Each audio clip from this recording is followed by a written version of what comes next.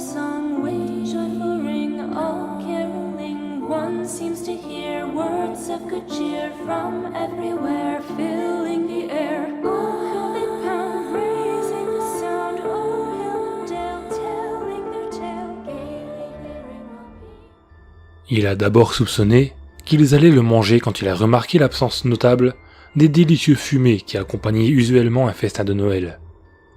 Ce n'était peut-être pas une pensée consciente, ou du moins, pas une qui était pleinement formée, mais il y avait un malaise croissant en lui. D'une certaine manière, il savait. Si une famille vous invitait pour le dîner de Noël, la maison serait certainement remplie des merveilleux arômes associés à ce festin annuel. Une succulente dinde rôtie, des légumes glacés au miel, peut-être même la douce odeur du vin chaud. Mais non, tout ceci était absent. Et pourtant, la table était dressée. C'était un repas de Noël particulièrement sombre, et si la neige était la bienvenue à cette période festive de l'année, le froid pénétrant et le gel qui semblait nuire aux maisons ainsi qu'au corps de ses habitants ne l'étaient pas. La température avait brusquement chuté le 7 décembre, il n'y avait aucun signe d'un éventuel sursis. Les familles ont fait de leur mieux pour se rejoindre, mais pour beaucoup, ce serait un Noël solitaire. Voyager, surtout pour les personnes âgées, était presque impossible. Les températures dangereusement basses et la peur de glisser sur le verglas les immobilisaient. Une seule chute suffirait à fracturer une hanche ou une épaule, et pour les plus fragiles d'entre eux, se remettre d'une telle blessure n'était pas une tâche aisée. La famille Cardinal avait pris en pitié un vieux monsieur qui avait récemment emménagé dans leur quartier, à quelques rues seulement de chez eux. Les Cardinal étaient très impliqués et prévenants, et avait créé un petit groupe d'aides locales qui avait pour but de s'occuper des personnes âgées, vulnérables et passer du temps avec. Tout le monde les connaissait et les aimait. Timmy était le plus jeune, un garçon d'à peine 5 ou 6 ans. C'était un enfant à qui tout le monde vouait une grande admiration. Il ne se plaignait jamais, ne causait jamais de problèmes et était toujours adorable. Sa grande sœur Camille, âgée de 10 ans, était tout autant admirée. Ils étaient la preuve vivante des aptitudes parentales aimantes et bienveillantes de Ben et Lucie Cardinal. Chaque année, la famille Cardinal était admirée pour son dévouement et son engagement envers ses prochains, pour leur passion, presque du zèle, à aider les moins chanceux. Mais derrière les sourires et la façade bien façonnée de famille aimante, se dissimulait un dessein bien plus sinistre. Ils avaient une tradition annuelle, une façon de se récompenser pour leur gentillesse et leur générosité. Une tradition qui remontait à de nombreuses générations de la famille Cardinal. Chaque Noël, ils invitaient une personne à dîner. Elle serait accueillie à bras ouverts dans leur maison, installée confortablement à une table joliment dressée, et divertie par une conversation drôle et agréable de Noël. Puis, à la lumière du feu crépitant dans la cheminée, l'invité serait poignardé à mort et mangé avec gratitude.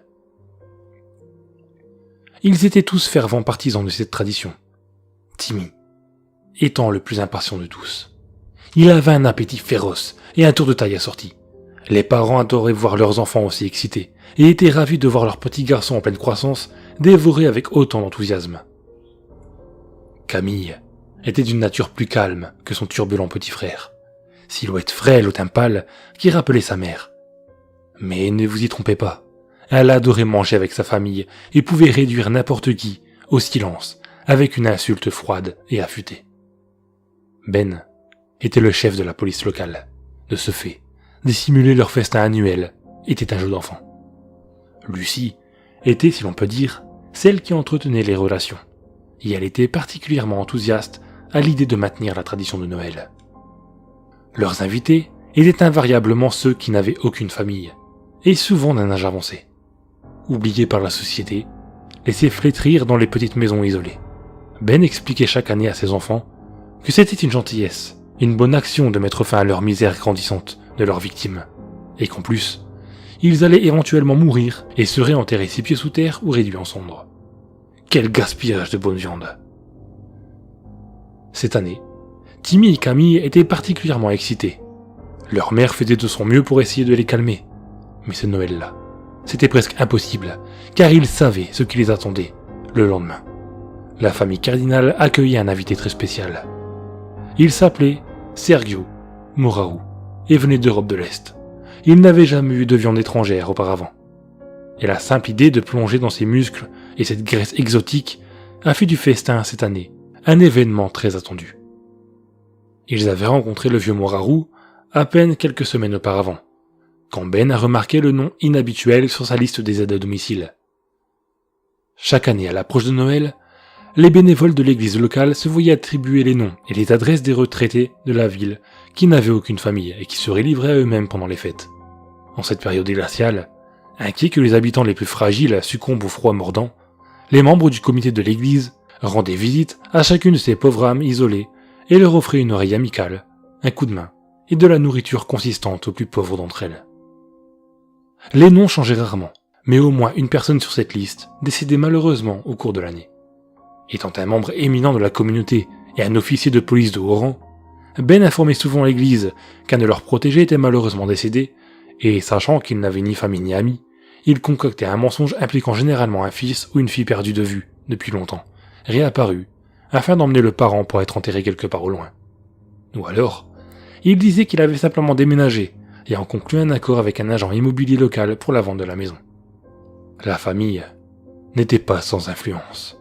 C'était incroyable de voir à quel point personne ne remettait en question ce que Ben disait. Les cardinals prenaient bien soin que leur repas de Noël ne soit pas un membre actif de l'église, ni de la communauté, et les gens présumaient que Ben savait forcément mieux. Cette année, la famille espérait inviter Maria Rinridge pour écouter sa magnifique chanson de Noël, mais malheureusement, elle est décédée pendant l'été. Ben avait mené l'enquête et soupçonnait que quelqu'un s'était introduit chez elle, mais les causes de la mort semblaient naturelles. Non, les cardinals devraient trouver quelqu'un de différent pour le dîner. C'est à ce moment que le nom était apparu sur la liste. Sergio Moraru, 86 ans. Emphysème léger, pas de famille, ne connaît personne dans la région car il n'y a emménagé que récemment. Parfait. Ben a découvert que M. Moraru était absolument charmant, mais qu'il soit visiblement très frêle, son esprit était toujours vif et il a régalé son interlocuteur avec de nombreuses histoires hautes en couleurs à propos du vieux pays et des aventures qu'il a vécues lorsqu'il était dans la force de l'âge. Ces récits de guerre étaient particulièrement intéressants, et Ben était ravi de savoir que leur repas serait constitué d'un homme intelligent et cultivé. Physiquement, il ne ressemblait à aucune de leurs précédentes victimes. Il était plutôt grand, bien que légèrement courbé par le poids de l'âge, avait un long nez tordu et un regard intense. Dans sa jeunesse, il devait être très intimidant. Cependant, son sourire aimable et sa silhouette fragile ne laissaient aucun doute à Ben sur le fait que ses enfants l'adoraient.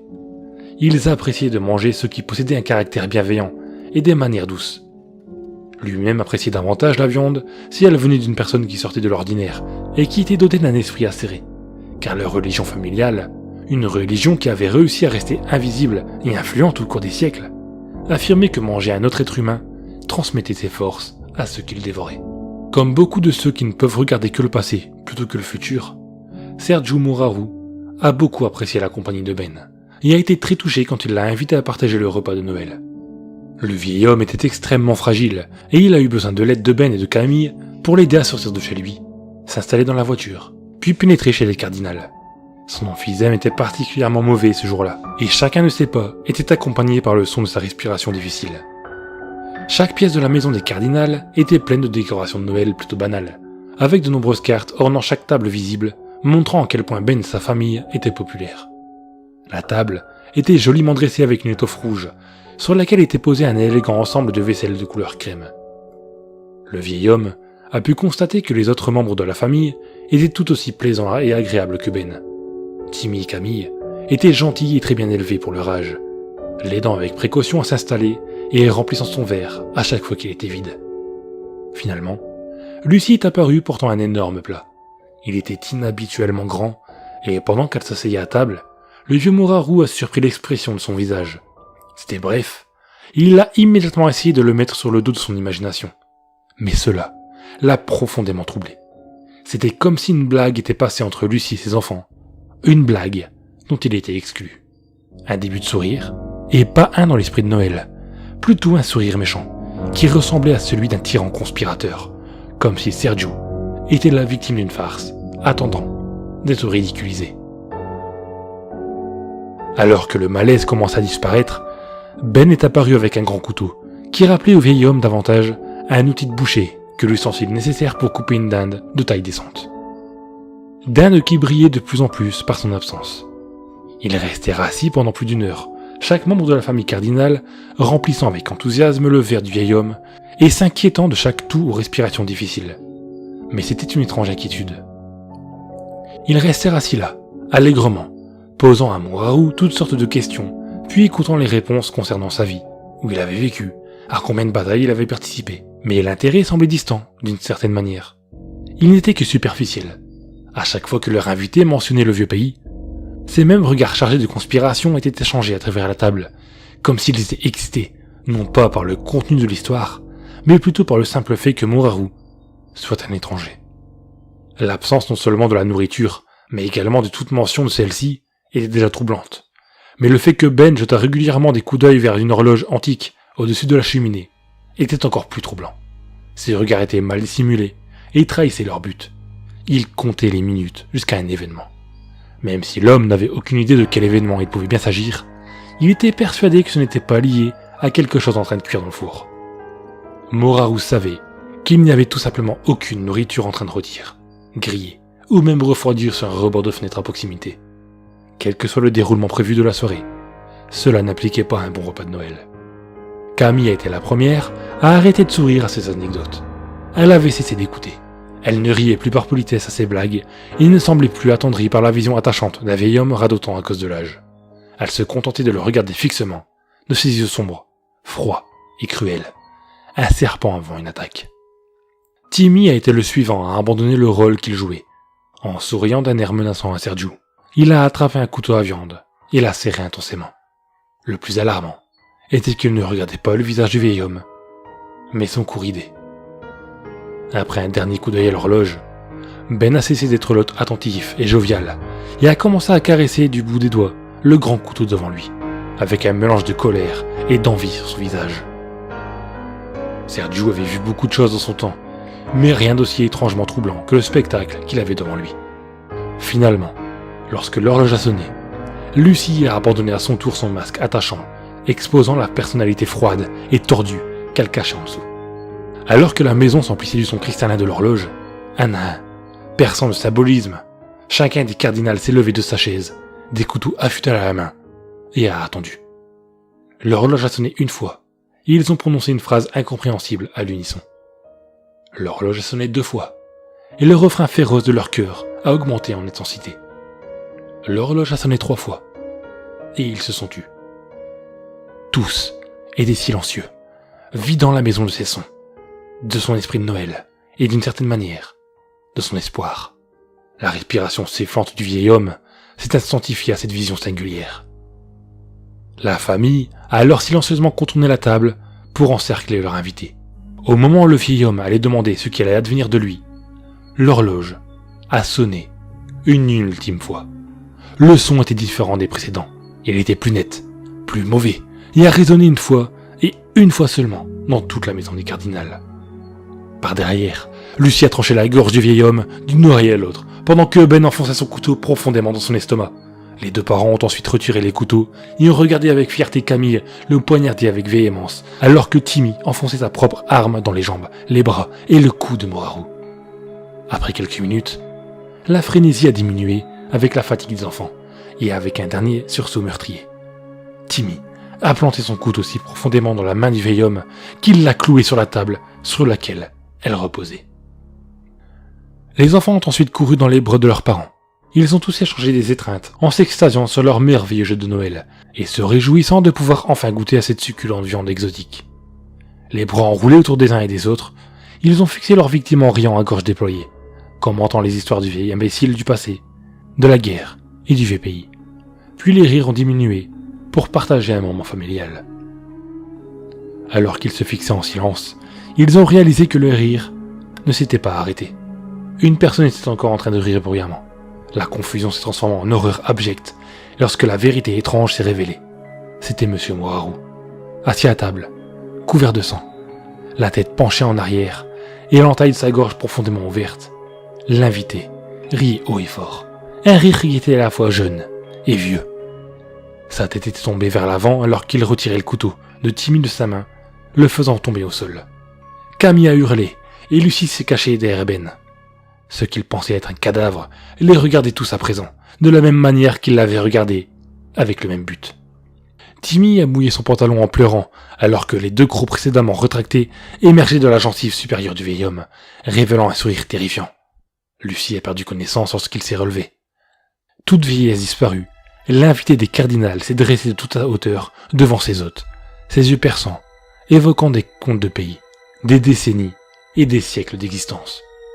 Sergio Muraru a bien mangé ce Noël-là.